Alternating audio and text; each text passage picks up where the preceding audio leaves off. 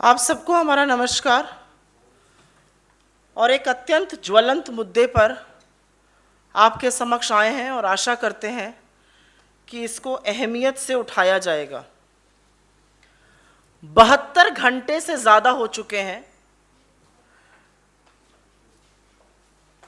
दिल्ली के दिलशाद गार्डन में एकत्रित लोगों और एक भीड़ के सामने भारतीय जनता पार्टी के चुने हुए सांसद ने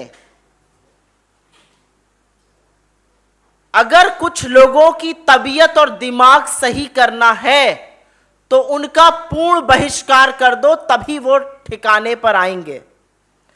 अगर तबीयत और दिमाग ठीक करना है तो उनकी रेहड़ियां और उनके दुकानों से सामान मत खरीदो। ऐसा कहा और उसके बाद उस भीड़ से नारे लगवाए और तालियां पिटवाई। ये भाजपा के चुने हुए सांसद प्रवेश वर्मा जी का कुत्सित कार्य देश की राष्ट्रीय राजधानी दिल्ली में है। एक और भाजपा के शिरोमणि हैं, गाजियाबाद लोनी से विधायक हैं नंदकिशोर गुर्जर। वो तो 2 हाथ आगे निकल गए। उन्होंने मारने काटने की बात तक कर डाली और अखलाक जिसकी लिंचिंग से हत्या की गई थी उसको उन्होंने सुअर भी बता डाला। ये चुने हुए विधायक हैं भारतीय जनता पार्टी के उत्तर प्रदेश के गाजियाबाद के लोनी के। उस रैली में और भी लोगों ने चुन चुन कर, और ये मेरे शब्द नहीं है, ये उनके शब्द हैं, चुन चुन कर मुसलमानों को मारना है ऐसे शब्दों का प्रयोग किया। चुन चुन कर मारना, पूर्ण बहिष्कार, दिमाग ठीक करना, तबीयत दुरुस्त कर देना। अगर ये हेट स्पीच, नफरती भाषण नहीं है तो नफरती भाषण क्या है? पहला सवाल तो ये बनता है। आज 72 घंटे से ज्यादा हो गए और ये इन लोगों से पहली बार मासूमियत में गलती नहीं हुई है। ये सब रिपीट ऑफेंडर्स हैं। सबको पता है कि दिल्ली दंगे के दौरान प्रवेश वर्मा ने कितनी भड़काऊ बातें, कितनी कुत्सित बातें बार बार लगातार करी थी, लेकिन एक रत्ती भर फर्क नहीं पड़ा उनको। उसके बाद नंदकिशोर गुर्जर जिस तरह की बातें हमेशा से करते आए हैं वो अपने आप में शर्मसार करें, लेकिन जो उन्होंने किसान आंदोलन के दौरान हाथापाई और दंगे भड़काने की कोशिश करी थी, वो कैमरे पर कैद है, किसी से छुपा नहीं था। यह अलग बात है कि मोदी जी के शासन में उनका कुछ हुआ नहीं, बाल से बांका नहीं हुआ। अब कुछ सवाल अपने आप मन में कौंधते हैं कि आखिर ऐसा ये लोग क्यों करते हैं। चुने हुए सांसद, चुने हुए विधायक इस तरह की बातें करने को क्यों मजबूर हैं?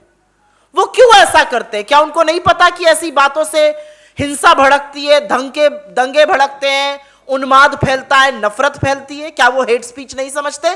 भली भांति समझते हैं और इसीलिए बोलते हैं।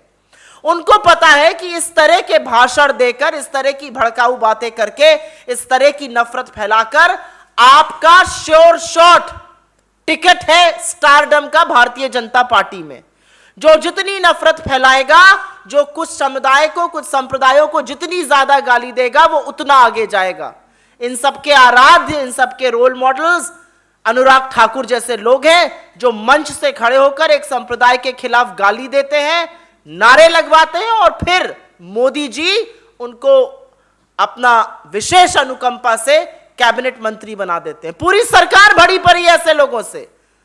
और ये तो ऊपर से शुरू होता है ना, ये तो मोदी जी और अमित शाह जी शुरू करते हैं। जब कपड़ों से लोगों का पता लगा लिया जाता है, जब विकास की जगह शमशान कब्रिस्तान की बात होती है, जब 80-20 की बात होती है, तो ये तो ऊपर से शुरू होता है। निर्देश ऊपर से आ रहा है, चर्चा और भाषा ये इस्तेमाल करनी है।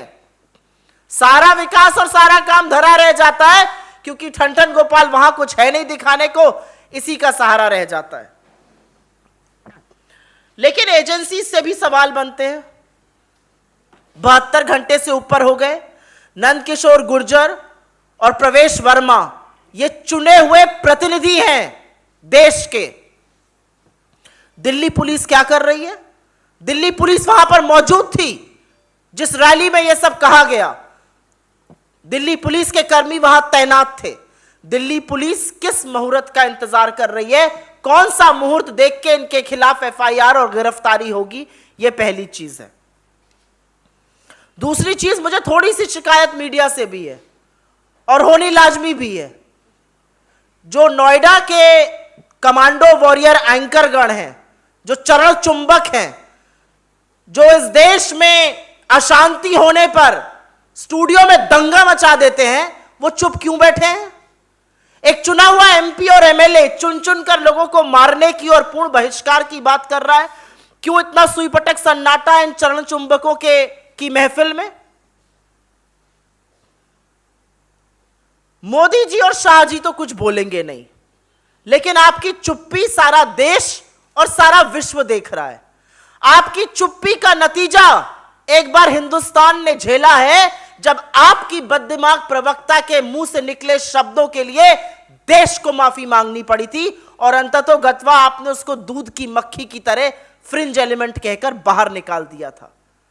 आज भी नहीं बोलिएगा, आज भी कुछ नहीं कहिएगा, आज भी ऐसे नफरतियों को पनपने दीजिएगा और इनको अपना पोस्टर बॉय बनाकर घुमाइएगा? यह सवाल मोदी जी और अमित शाह जी से है। उससे बड़ा सवाल छोटे भाई से भी है। मोदी जी के छोटे भाई, छोटा रिचार्ज, अरविंद केजरीवाल जी।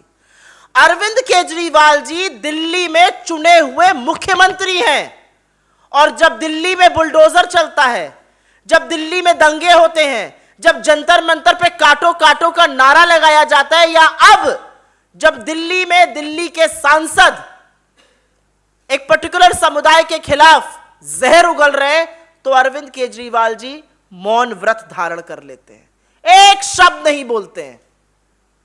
और इसीलिए हम कहते हैं कि यह संघ का मोदी जी का छोटा रिचार्ज है, और अगर नहीं है तो दिखाइए बाहर और हिम्मत करिए और साहस करिए। आप दिल्ली के चुने हुए मुख्यमंत्री हैं, यहां पर कोई दंगे भड़काने का, नफरत फैलाने का काम कर रहा है। कैसे नींद आती है रात को आपको बिना कुछ बोले हुए? आप क्या कहिएगा, मेरे अधीन तो दिल्ली पुलिस है नहीं। दिल्ली पुलिस आपके अधीन नहीं ना, आपकी जबान तो आपके अधीन है, कुछ कहने की हिम्मत तो आपके अधीन है, कुछ करने का साहस तो आपके अधीन है। और अंततोगत्वा मैं कोर्ट्स का हवाला जरूर देना चाहूंगी, क्योंकि कल, और क्योंकि कोर्ट्स ने एक ऑब्जर्वेशन दिया था कि अगर हंसकर कही जाए नफरती बात तो वो हेट स्पीच नहीं होती है, शायद उसी का हवाला दिया जा रहा है, मुझे नहीं पता। लेकिन कल सुप्रीम कोर्ट के chief justice of India Shri U U Lalit ji ने एक बयान दिया था, और उसमें उन्होंने कहा था, to win the majority Hindu votes, to grab power at all post, to commit genocide and to make India Hindu Rashtra before 2024 elections. ये एलिगेशन था, और उन्होंने हेट स्पीच के खिलाफ ऑब्जर्वेशन दिया है। इसलिए कोर्ट ही संज्ञान ले ले। सरकार कुंभकर्ण की नींद सो रही है। दिल्ली पुलिस जो है वो अपने आका के खिलाफ जाएगी नहीं। मीडिया जो है, जिसको इस पर बोलना चाहिए, वो स्टूडियस साइलेंस मेंटेन किए हुए है, सुई पटक सन्नाटा है। तो कोर्ट को ही संज्ञान लेना चाहिए। और अपनी बात खत्म करने से पहले, मैं कल जो सिटीजन्स कमेटी रिपोर्ट दिल्ली के दंगों पर आई है, जिसके members justice Lokur, justice Shah, justice Sodhi, justice Anjana Prakash और former home secretary Shri G K Pillai जी हैं, उन्होंने जिस तरह की बातें देश के मीडिया चैनलों के लिए कही हैं, जिस तरह की बातें उन्होंने कही हैं दिल्ली दंगों में, कैसे जो वाकई में अपराधी थे वो बिल्कुल मुक्त आज़ाद घूमते रहे, उनके खिलाफ कुछ नहीं हुआ, ये अपने आप में आईना दिखाता है सरकार को। और ये आईना दिखाना चाहिए एजेंसीज को, पुलिस और न्यायालय दोनों को।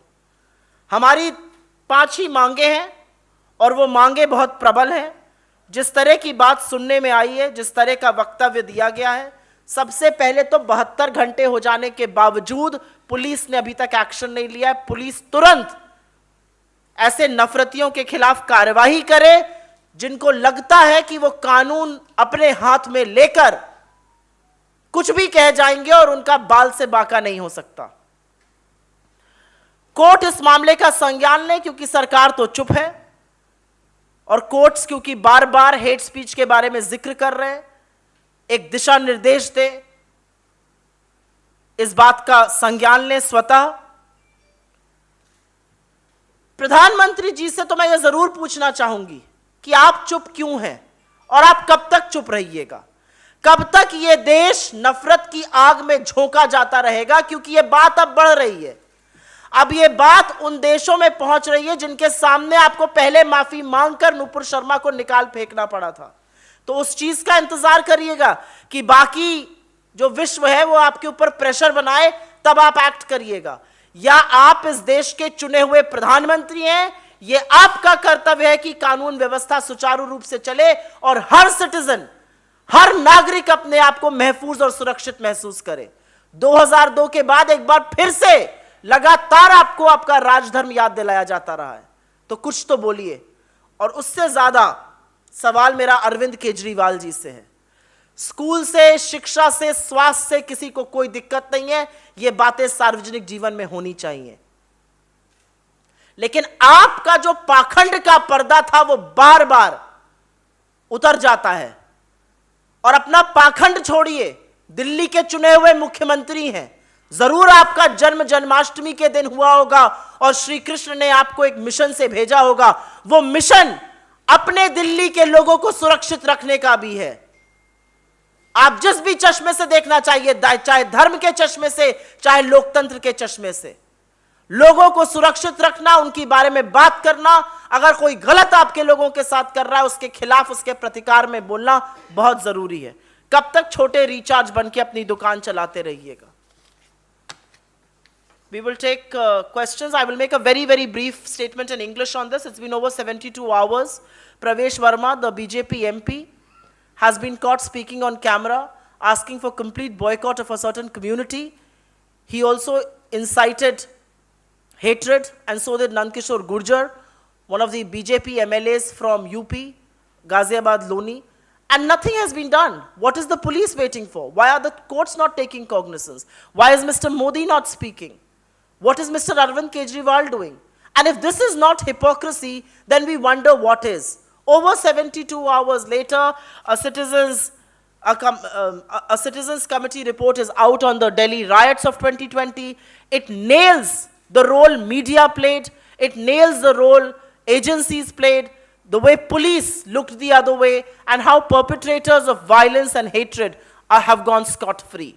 And once again, we only hope that the courts will take into cognizance, the police will act, the Prime Minister will speak, and hopefully Arvind Kejriwal will gather the courage to speak for the people of Delhi that he represents. Thank you very much. आपका suo moto पहले हम लोग ले लेंगे इस पर.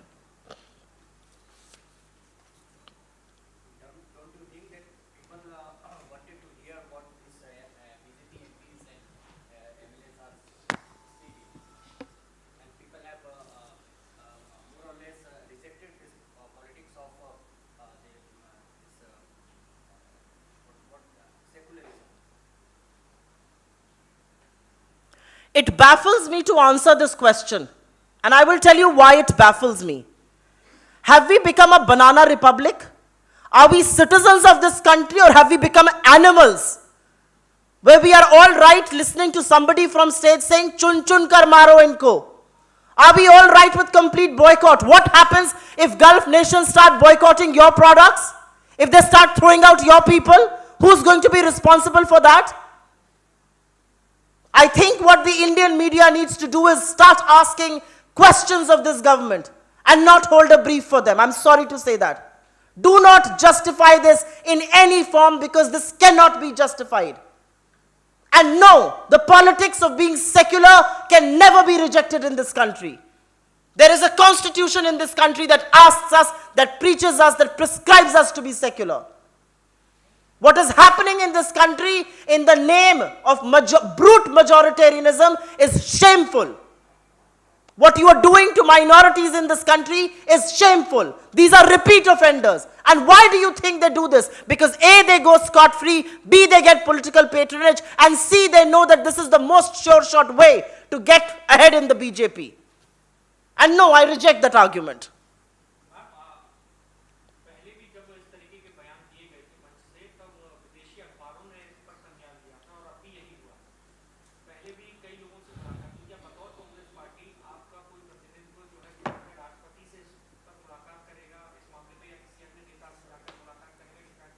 ये जो आपका सवाल है ये पहले भी पूछा जाता रहा है और इसका मेरे पास एक जवाब है। और मुझे ऐसा लगता है कि चुनी हुई जो सरकार होती है वो कानून, मर्यादा और संविधान के द्वारा निहित एक दायरे में काम करती है। अगर चुनी हुई सरकार कुछ नहीं करेगी और सब कुछ हमें करना है तो वो रिजाइन कर दे। बैठे ऑपोजिशन में, हम बैठते हैं ट्रेजरी बेंचेस में, करते हैं सारा काम।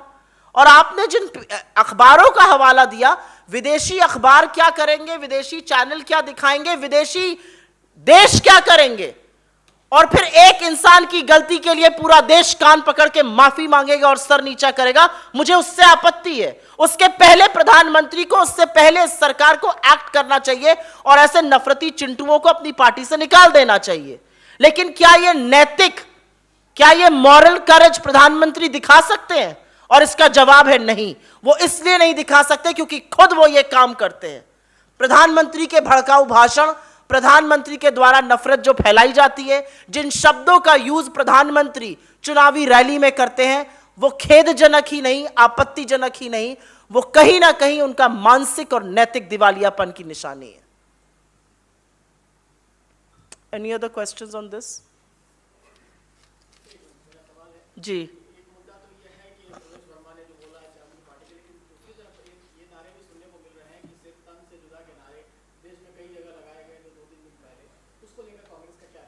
मेरे नेता ने इस बात को पूरी तरह से स्पष्ट किया है। मुझे लगता है राहुल गांधी जी से ज्यादा स्पष्ट वक्तव्य इस पूरे मसले पर किसी ने दिया ही नहीं है। उन्होंने कहा है हिंसा कोई भी करे, नफरत किसी भी क्वार्टर, किसी भी संप्रदाय से आए, हम उसका विरोध करते हैं। जितना विरोध मैं प्रवेश वर्मा की स्पीच का करती हूं और कार्रवाई की मांग करती हूं, उसी पुरजोर तरीके से अगर किसी ने नारे लगाए हैं उनके खिलाफ बिल्कुल कार्रवाई होनी चाहिए।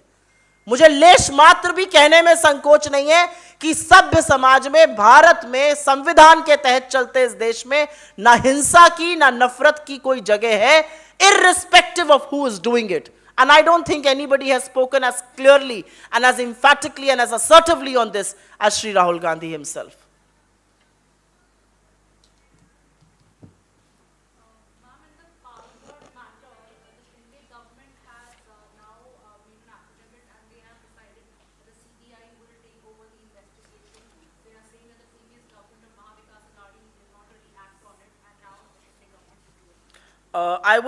I don't want to comment on some legal action and some agency action that has been taken, but yeah, with all due respect, I want to remind the Chief Minister of Maharashtra that you were very much a part of that government that you believe did not act. So you should have resigned a lot earlier in countenance to that.